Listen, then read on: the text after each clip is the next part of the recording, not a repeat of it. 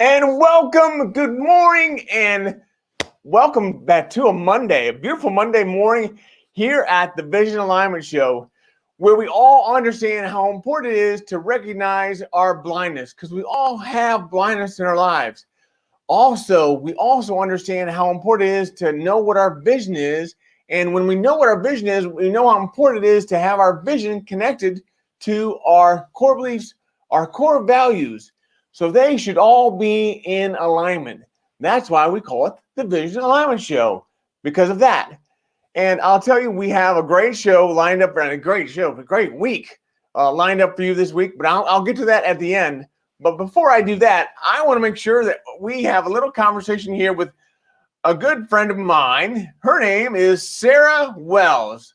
Hey! Hello, how are you? I'm great. How are you this morning, Sarah? So good, so good. It's great seeing you, and thank you for being on. Of course, happy too. It's exciting. This is awesome. So tell me, Sarah, when is your first recollection of knowing your vision? So I remember, I sucked at sports growing up. I really did suck at sports, and Okay. I didn't think that I would ever become an Olympic athlete. I know that sounds hilarious, but it's true.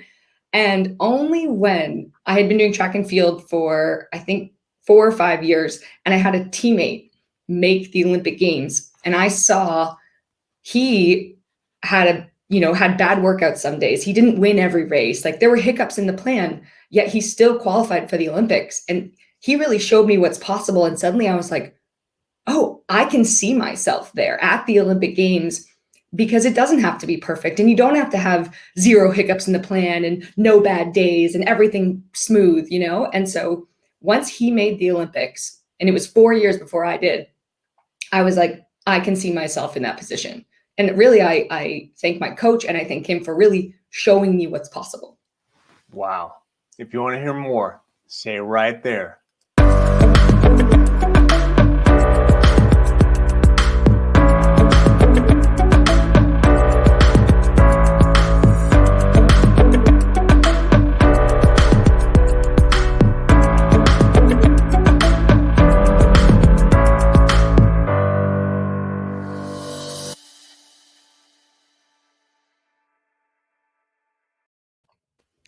Wow. Again, thank you so much for joining us, Sarah.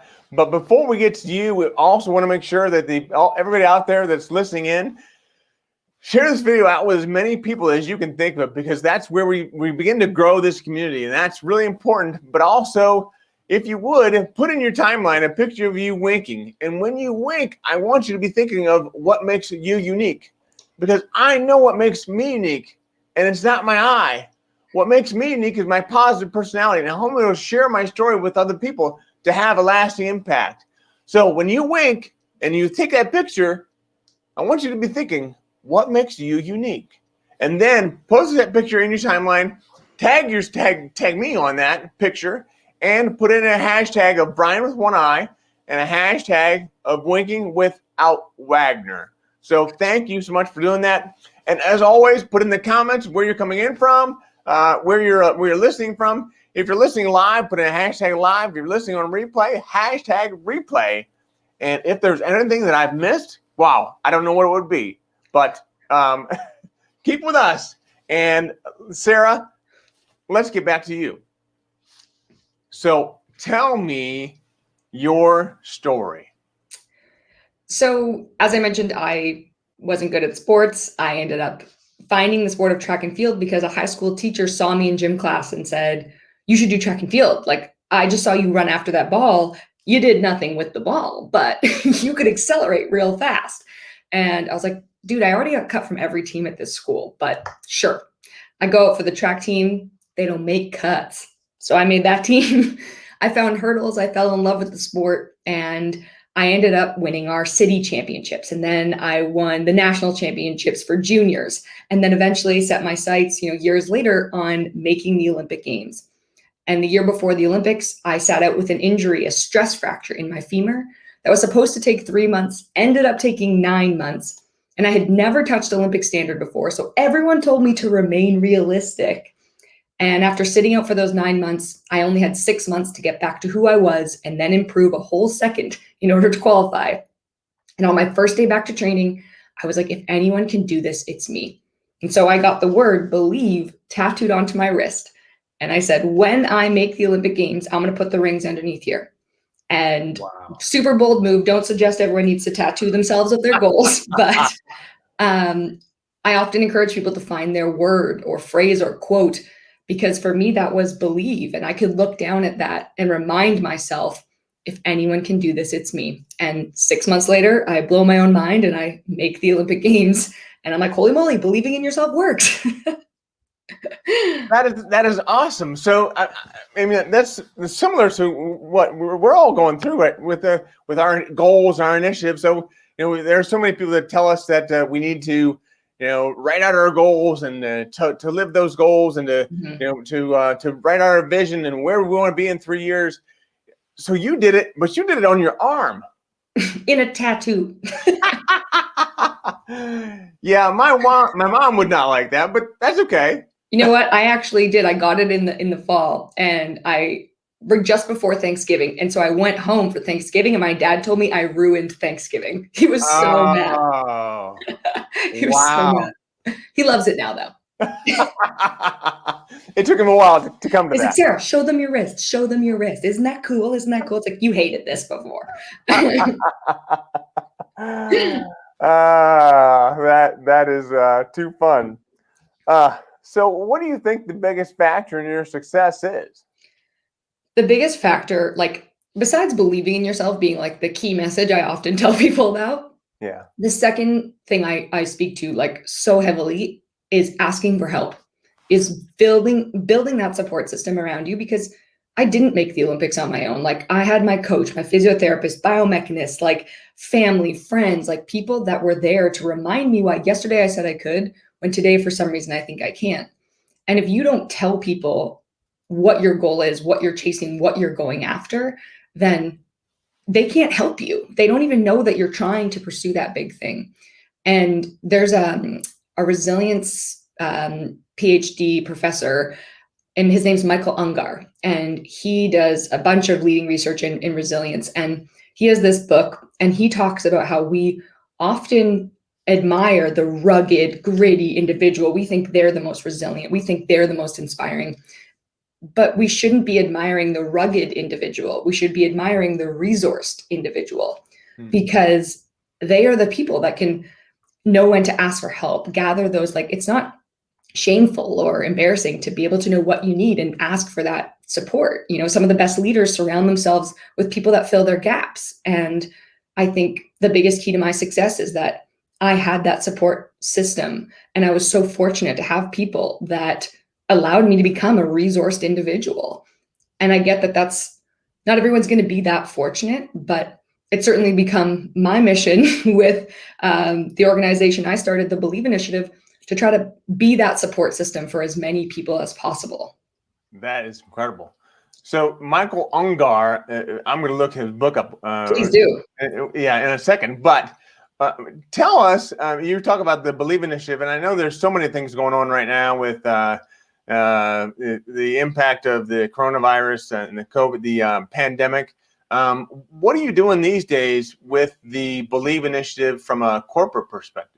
Yeah, so the Believe Initiative started as a youth organization that I founded because after I made the Olympics in 2012, 4 years later, I actually missed qualifying. After I just come off winning a Pan Am Games silver medal. I was, in the best shape of my entire life. I was like kind of a guarantee to, never guaranteed, right? But to make the 2016 Rio Olympics. And then I was gonna, be in the Olympic final, win my medal in a perfect world, and then retire and call it a life, like good work. But what ended up happening is I got injured, classic, just before, tore my hamstring, and then missed qualifying for the Rio 2016 Olympics. And I had been known as Sarah Wells, the Olympian, for 4 years. And somehow now, like, Sarah Wells, the Olympian, doesn't make the Olympics. And so I was devastated and took the year off of sport. And that's when I founded Believe Initiative, because I was like, no. For 4 years, I told people, if you believe in yourself, you achieve your goals. Like, that's what the tattoo was for. But now I just believed in myself in the 2016 Olympic trials, and I did not achieve my goal. And so is that some type of sick joke that people just tell you to make you feel better? And I realized I actually believed in myself more strongly after not making the Olympics, even more so than when I did. And so clearly you don't build self-belief through achievements, you build self-belief through action. And I founded Believe Initiative, which helped over 120,000 students all across North America connect a passion they have with a problem they want to solve. And they use that passion to solve that problem. And they build self-belief through action. And we were doing this with high schools everywhere. And it was in person in these big gymnasium summit events. And now we've turned it virtual, where we have student leaders lead their chapters at their schools. And we train those student leaders, and then they find members, and those members do Believe passion projects of passion, problem, connect the two. And in the fall, when like schools were back in session with COVID around, we had over 450 students, which created 250 Believe passion projects, which made an impact on over 19,000 people. And we saw it work in the school system. And then all of a sudden, we were talking to companies, and they were saying, our employees right now have volunteer days, like paid volunteer days sometimes, but no one knows how to use them, because the historic way of volunteering happened where you plan these like big group events where you'd go in person and pack meal kits, or you'd go to the soup kitchen, or you'd do some of these event-based in-person things for your volunteer days. And so we're now being hired by corporations to help them build self-belief, resilience, and really meet their corporate citizenship and kind of like HR requirement to help encourage their employees to be engaged, to give back to the community. And we use the same framework that has helped create over 10,000 student projects in our Believe Initiative youth programming. And that framework now we're running with like major companies like Salesforce, like RBC. And so it's really, really exciting for what we're looking to do now. Wow, that's incredible. So tell us a little bit more about your framework. Yeah, so it's the framework for the Believe Initiative program is on 3 big pillars, which is share, build, and act. And so you start off, and I should have said it in a different order, build, act, share is really what it should have been. Because you have to build out the idea, what that's going to take. You have to connect that passion to that problem. But when we think about what those product ideas can be, we might overwhelm ourselves with like, oh my gosh, how am I going to get all the pieces together? It seems super complex. And so in the build section, we really help you take a complex idea and break it down into like a simple framework and understand how much impact you can create in a simplified format.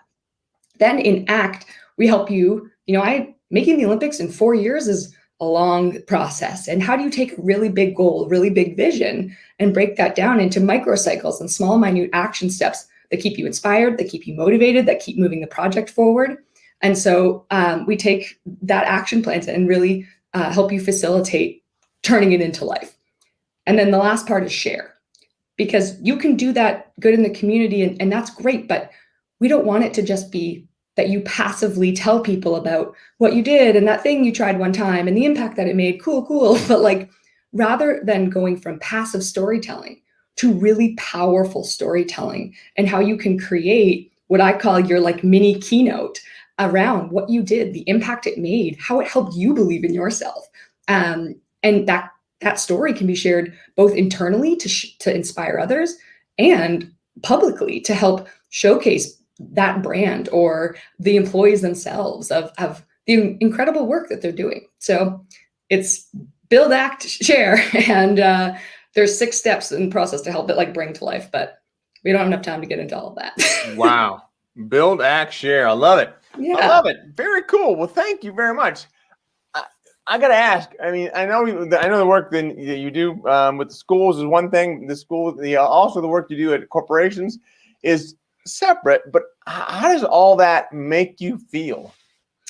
I mean, it's taught me why I needed to go through both sides of the story, because like I said, I had the moment where I was resilient. I got back up. I believed in myself, and I had the triumphant finish where I make it to the Olympic Games, and I'm like, oh my God, this is amazing. And then 4 years later, I was resilient. I got back up. I believed in myself. I stood on that start line and went for it anyways, and it just didn't work out. Yet every single time I shared the stories of whether the time I made it and the time where I didn't make the Olympics, far more people tell me after the fact that they're more inspired by the time where I didn't make the Olympics over the time where I did. And I think that's because we've kind of all remembered that moment where we poured our heart and soul into something and we watched it like just like either be yanked away from us or evaporate in front of our eyes, like especially this year, right? Like what you define success to be, what that pursuit of excellence was. And then it was just like overnight, seemingly, things just like exploded. And I think now being able to use my story to show people that like hard work isn't always going to lead to success. Like that sucks, but that's true. Like I worked just as hard in both times that I was trying to pursue the Olympic Games. And hard work won't always lead to success.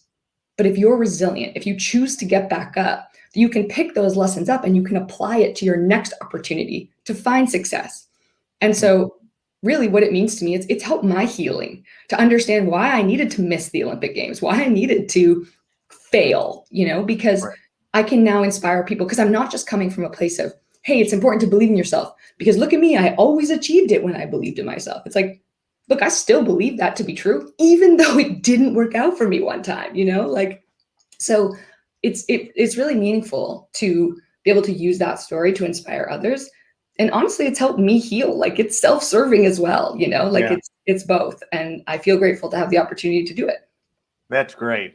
So tell us, what does that next level of success look like? So now I want to achieve Olympic level success in my Believe Initiative programming. I want to be in 1,000 schools across North America. I want to work with like the top Fortune 500 companies, helping them reimagine volunteerism and corporate citizenship. And I don't know what are all the steps to make that happen. But I know if I keep telling people this is the dream, this is the plan, this is the vision, that's what I said is my key to success. Ask for help. Tell people what you're pursuing. Like, guys, I want to be in 1,000 schools. So do you know whether it's guidance counselors, leadership teachers, or amazing student leaders? Great. Hook them up with me because that's that plan. If you are in HR or you're the head of people at a corporation, please let's chat because I want to be working with those major companies who want to make a difference, like truly make a difference and help you reimagine what that looks like through the Believe Initiative framework. So next level is Olympic level of that. I love it. I love it. That is awesome. And that's so perfect. I just love that because that's what I do. That's what a lot of people do, with what we try to do anyways, with speaking on our goals and telling other people our goals. I mean, sometimes some of us are embarrassed to say what our goals are. Because it holds you accountable to it. If you don't get it, then what, right? Right, exactly. That's part of it. But then also, what if somebody said, you'll never do that, or you can't do that, or you should. If somebody talks down to you about your goal, how would that make you feel? Right. So, I love what you're talking about and how you're saying it. So that it's just perfect. So you've got a lot going on. And you have so much that is in your periphery, so much that is in front of you. You know what your vision is, but tell us who sees your blind spots. So I think like people that are there through the process and journey, I feel really lucky to have a really amazing partner. His name is Blake, and we think very differently. He's an aerospace engineer that now works in product. And I took kinesiology and I'm like marketing and I like, action, like whatever. And he can rise above and be an engineer about it. He can look at kind of like, where are the gaps and what are you missing? And what questions might you need to have answered before you move forward? And I'm so grateful to have his brain for free, I'm like, hey, let's have a chat about this. And so he's really wonderful at helping me just see things that I might not see. And, at times it's challenging, especially when it's your partner, right? You're like, you just hate the idea, You're a dream killer. Reminding yourself that they are doing that out of love. They want to support you. And that's whether it's your business partner or, your manager at your office or, a peer of yours. People aren't always necessarily critiquing stuff to be harmful. Like they are sometimes really trying to be helpful. And I think if we open ourselves up to the idea, and you know, it's potentially called being coachable, right? It's like what people want in employees all the time, of like someone who can identify a blind spot for you and then say, okay, this is a thing, and have you not just like resist it so hard or shut it down or make excuses. It's like when you can understand like they are doing this to help me get better, it allows you to not only like actually see your blind spots as well, but like work with them on how to better that. And so, you know, I try to adopt that mindset as much as possible when Blake and I are going through ideas I might have, or, you know, whenever someone has that. Awesome. So my son, my youngest son, is he's a junior, and he is in aerospace engineering. So Oh, no way. We may talk a little later. That sounds great. Maybe Where's he go to school? He goes to Ohio State. Okay, cool. So great. Yeah, he's doing really well. All three of my kids are incredible. I'm sure. You know, they're nothing like me. They're like their mom. Stop. Wow. Anyway, so there's so much here to talk to you about.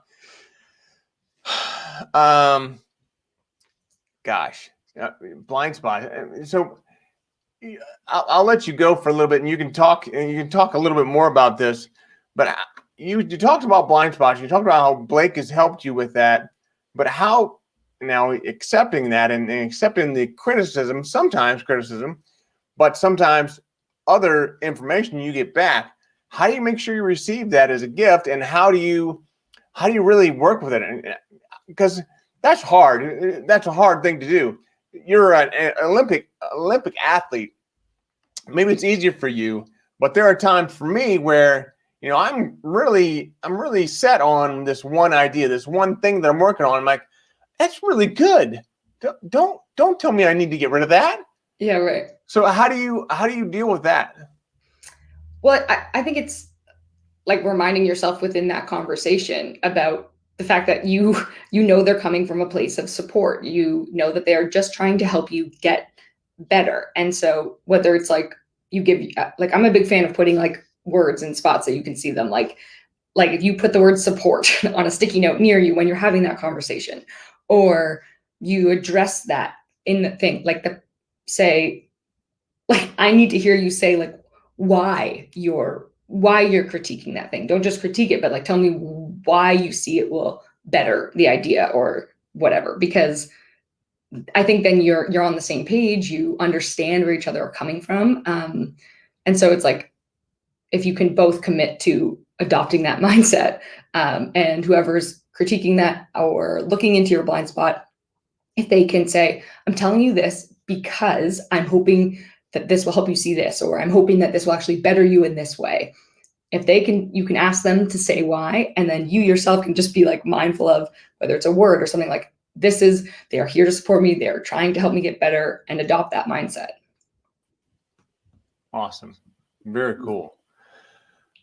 So tell me, what are some of the obstacles or challenges you're still working on? So, I mean, I think the whole world being flipped upside down. Okay.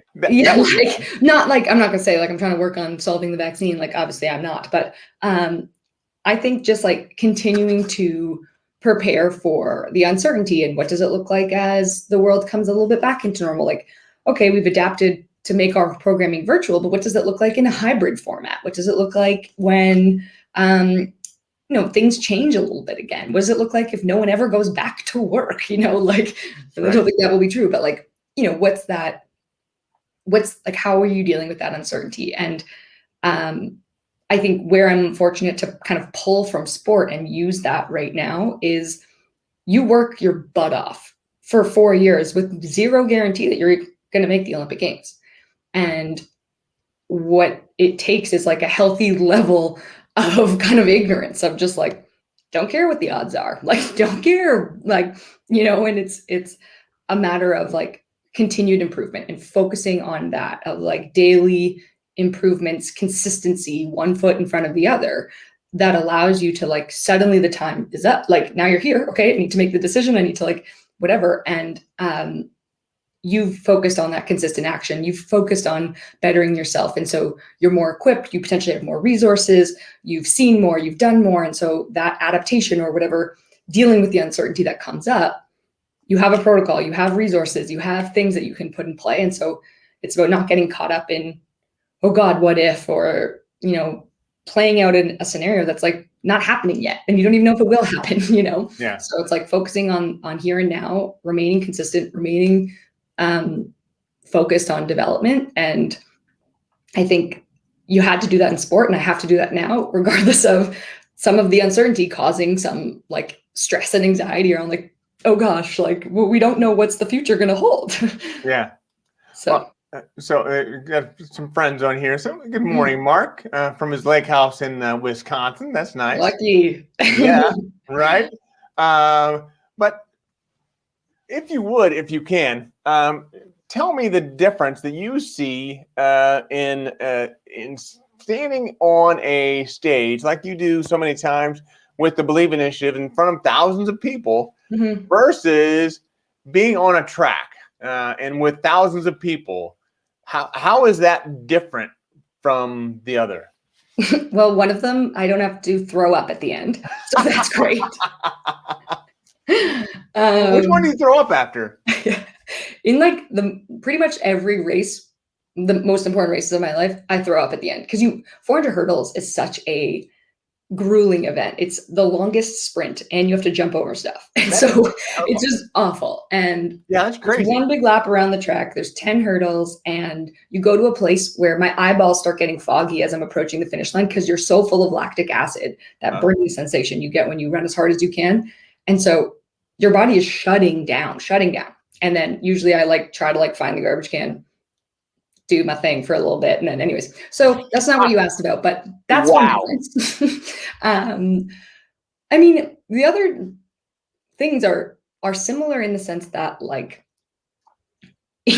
doing keynote speeches, of course, there's customization for every company or organization or whatever you're doing, but largely the main story or the topics I feel like, and I won't even say expert, but I feel like knowledgeable on are similar. And so I might do something that's similar on different stages. And so it's about refining the story, much like it was about refining the race, like still 10 hurdles in the exact same spot every single time.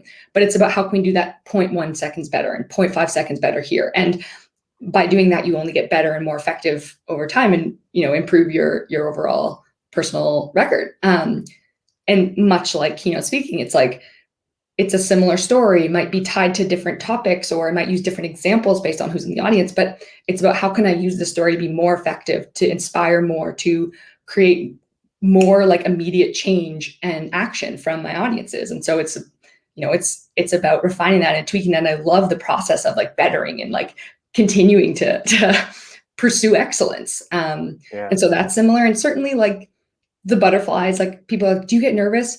I'm I don't get nervous in the terms of I don't want to do this, versus behind my block, sometimes I'd be I don't want to do this. But I still get my heart rate speeding up before I know they're going to welcome me to the stage. And I love that part because I think I thrive on the pressure, on the excitement of you have one shot to do this. You have your 45, 60 minutes to make your mark and make that impact. The same way I only had 55 seconds to pull out the best race I possibly could, run my best time ever. And so I like that pressure, and it's exciting to me.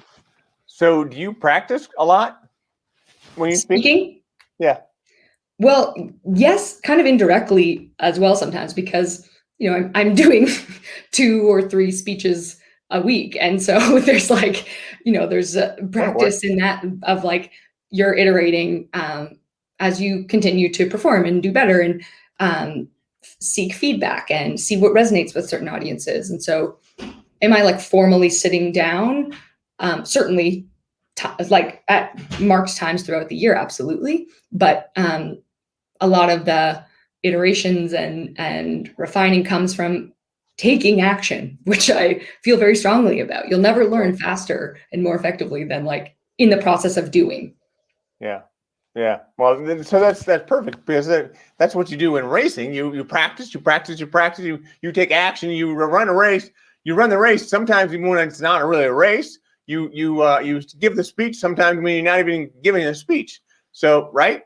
Yeah, no, 100%. Yeah. Awesome. Awesome. Wow. This is great. We've already ran through our time already.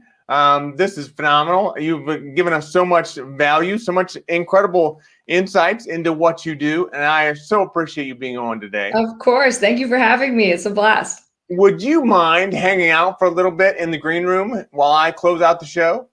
Sure thing. Okay, awesome. Thanks, You, everyone. Sarah. All right, see ya. Bye. Oh, wow. Let's see here. Let me see. So I wanted to close you out. There we go. And wow. Incredible. Incredible. Sarah Wells, Olympian. I am so glad she was able to join us. Hopefully you feel the same way. Oh, we've got a great show lined up for you for the rest of the week. So we've got myself will be on not tomorrow. Tomorrow is Tuesday. And on Tuesday, we have a special guest coming on, and that is going to be Kelly Robinson. She's phenomenal. So Kelly will be on Tuesday, and then it'll be myself on Wednesday. And then Thursday will be Dave Caperton back. And Friday, we have a huge special guest for the Vision Alignment Show, Andrew Davis, who is from the Heroic Public Speaking. He is connected with Michael Port from there, and I'm so glad and anxious to have him on. So that's going to be great. And then we have Greg Sini going on at 11:30 for the Vision Alignment Show. For the Radical Vision for Disability Show, where we talk about caregivers and also the people with disabilities and how important it is for them all to know what's going on in that disability, the person with disabilities in their world. So a lot of good stuff happening. So I'm so thankful you're on today. This is going to be great. I'm looking forward to a great week. Hopefully you are as well. And see, somebody else has commented here. So let's see who that is. Mark. Okay, hey, Mark, thank you. Thank you very much. I appreciate that. So great. Thank you so much. And as always, keep one eye on the road. Bye.